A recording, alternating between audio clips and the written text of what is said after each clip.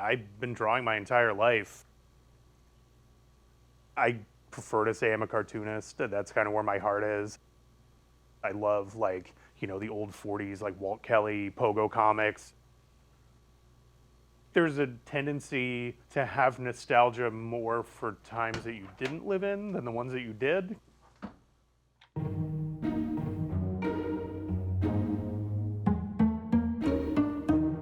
I collect a lot of toys, specifically like vintage monster toys, Frankenstein and Dracula, that kind of thing. We, as kids, took the collect them all on the back of the, action figure package as like dogma. There was a period of time about like 1964 where they started marketing classic horror movies in a way that they never had before. So you had model kits and toys and clothes and all this stuff. I've always really been fascinated with that time period.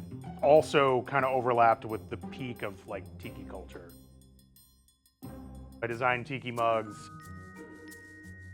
I always wanted to make characters. I always wanted to write stories. I like to make each mug a character. I'm always looking for some other outlet to keep it fun.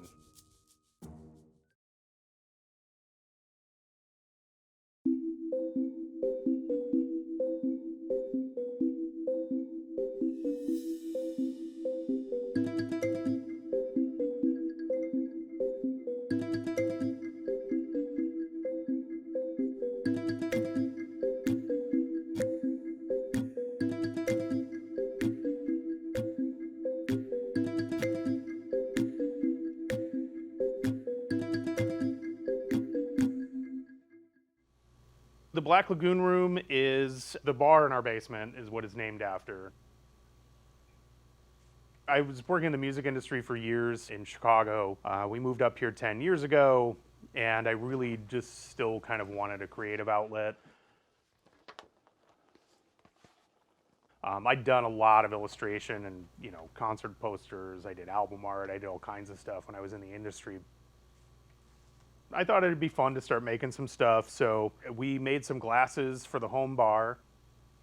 That kind of morphed into shirts and enamel pins and patches, and now our primary focus is Tiki mugs.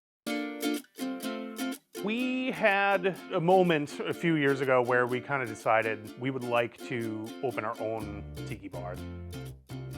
We were kind of seriously looking at spaces around 2019, and we knew a couple of people who, for their businesses, had designed Tiki mugs. We just decided to try a design. The week that our first mug was delivered was the week that everything shut down for COVID. So we didn't do that. Our first mug was the creature from the Crab Rangoon, which is like a little monster coming out of a Chinese takeout box.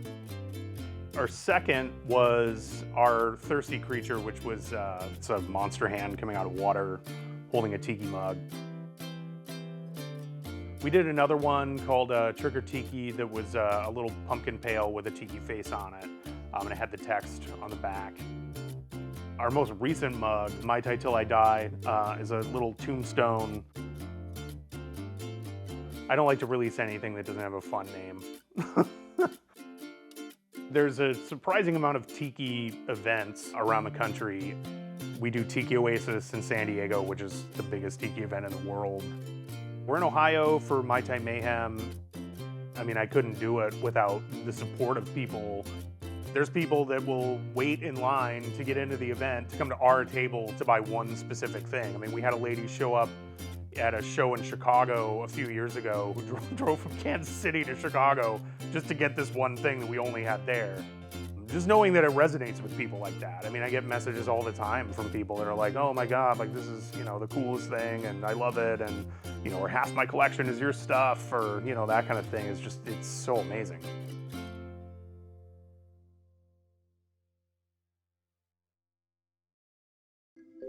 Thanks for watching The Arts Page. Please like, subscribe, and turn on notifications for more stories of art in our community.